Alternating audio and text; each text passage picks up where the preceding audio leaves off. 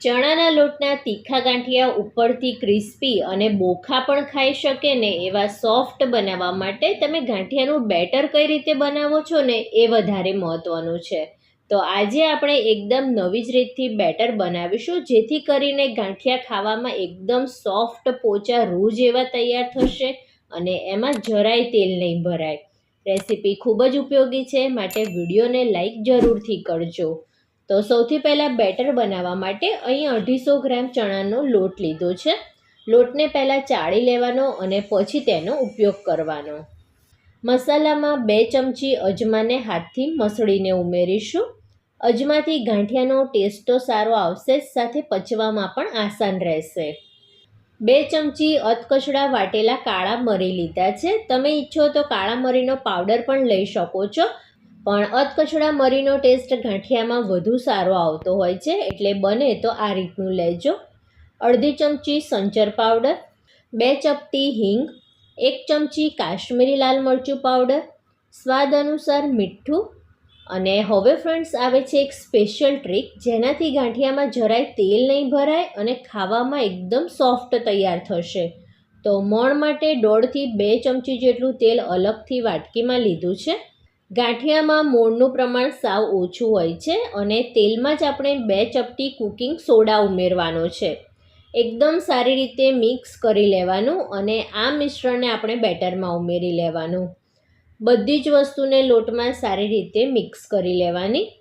તો અહીં ફ્રેન્ડ્સ, જો તમને મારી રેસીપી જોવી ગમતી હોય અને હજી સુધી જો મારી ચેનલને સબસ્ક્રાઈબ ના કરી હોય તો પ્લીઝ મારી ચેનલને સબસ્ક્રાઈબ કરજો અને બાજુમાં આવેલા બેલ આઇકનને પણ જરૂરથી પ્રેસ કરજો, જેથી આવનારા નવા વિડીયો નોટિફિકેશન તમને મળી રહે. થોડું થોડું પાણી ઉમેરતા જઈને લોટ બાંધી લેવાનો છે અને અત્યારે આપણે આ રીતનો કઠણ લોટ રાખવાનો છે. ઢાંકીને 15 થી 20 મિનિટ રેસ્ટ આપીશું અને પછી આપણે લોટની કન્સિસ્ટન્સી સેટ કરીશું. 15 મિનિટ જેવું થયું છે અને લોટ પહેલાંથી થોડો સોફ્ટ થયો છે. હવે આપણે થોડું થોડું પાણી લેતા જઈને લોટને સારી રીતે મસળી લેવાનો. તમે જેટલો લોટને મસળશો ને એટલા ગાંઠિયા ખાવામાં પોચા રૂ જેવા તૈયાર થશે.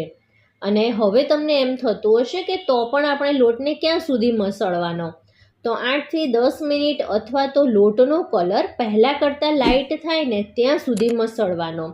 જરૂર પડે એમ થોડું થોડું પાણી લેતા જવાનું અને આ રીતે બેટરને મસળતા જવાનું. 8 મિનિટ સારી રીતે બેટરને ફેંટ્યા પછી તમે ફ્રેન્ડ્સ પહેલાંનું અને પછીના બેટર વચ્ચે કલર ડિફરન્સ જુઓ. અત્યારનું બેટર તમને ઘણું બધું લાઇટ લાગતું હશે. તો આ રીતનું આપણે બેટર તૈયાર કરવાનું છે.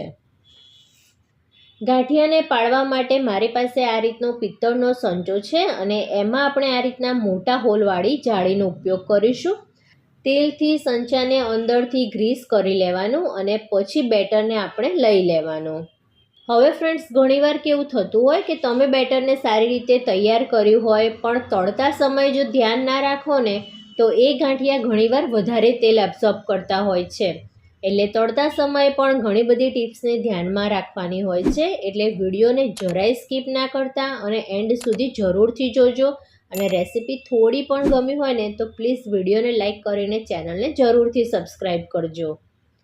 જરૂરિયાત પ્રમાણે તેલ ગરમ કરવા મૂકી દીધું છે અને નાનો એવો લોટનો ટુકડો તેલમાં નાખીને આપણે ચેક કરીએ તો 2-3 સેકન્ડ પછી ઉપર આવે છે. મતલબ કે ગાંઠિયા તળવા માટેનું તેલનું ટેમ્પરેચર પરફેક્ટ છે. સંચાને ગોળ ફેરવતા જઈને આ રીતે ગાંઠિયા પાડતા જવાનું છે. હવે તળતા સમયે આપણે શું ધ્યાન રાખવાનું, તો જ્યારે તમે ગાંઠિયાને પાડો ને ત્યારે ગેસની ફ્લેમ એકદમ સ્લો રાખવાની અને જેવા ગાંઠિયા પાડી રહો ને એટલે તરત જ ગેસની ફ્લેમ મીડિયમ ટુ હાઈ કરી દેવાની. હાલ તમે જોઈ શકો છો કે ઘણા બધા બબલ્સ થઈ રહ્યા છે, પણ આ બધા બબલ્સ ધીમે ધીમે ઓછા થઈ જશે. અને ગાંઠિયાની સાઈડ ચેન્જ કરવામાં જરાય ઉતાવળ નહીં કરવાની અને બબલ્સ એકદમ ઓછા થઈ જાય ને પછી આપણે સાઈડ ચેન્જ કરવાની. તમે આ રીતે જારા અને તવેતા બંનેનો સપોર્ટ લઈને સાઈડ ચેન્જ કરી શકો છો, અથવા તો જો તમને ચીપિયાથી ફાવે ને તો પણ તમે કરી શકો છો. ફરીથી 3 થી 4 મિનિટ નીચેની સાઈડ ચડવા દેવાનું અને બંને સાઈડ થોડી લાલાશ પડતી થાય ને ત્યાં સુધી આપણે તળવાનું અને પછી ગાંઠિયાને આપણે બહાર લઈ લેવાના. ફરીથી ગાંઠિયા પાડો એટલે ગેસની ફ્લેમ સ્લો કરી દેવાની અને પછી મીડિયમ ટુ હાઈ ગેસની ફ્લેમ ઉપર બંને સાઈડ ગાંઠિયાને ચડવા દેવાના. આમ જ કરતાં બાકીના બધા જ ગાંઠિયા આપણે તૈયાર કરી લઈશું. હવે ફ્રેન્ડ્સ તમને ગાંઠિયા બતાવું તો બધા જ ગાંઠિયા તળીને મેં આ વાસણમાં મૂક્યા હતા અને જુઓ જરાય તેલવાળું વાસણ નથી થયું, મતલબ કે ગાંઠિયામાં જરાય તેલ નથી ભરાયું. તો આ રીતે ફ્રેન્ડ્સ તમે બેટર બનાવશો અને તળશો ને તો ગાંઠિયા બજારને ટક્કર આપે ને એવા તૈયાર થશે. ફરી મળીએ આવા જ નવા વિડીયો સાથે. ત્યાં સુધી bye bye. Thanks for watching.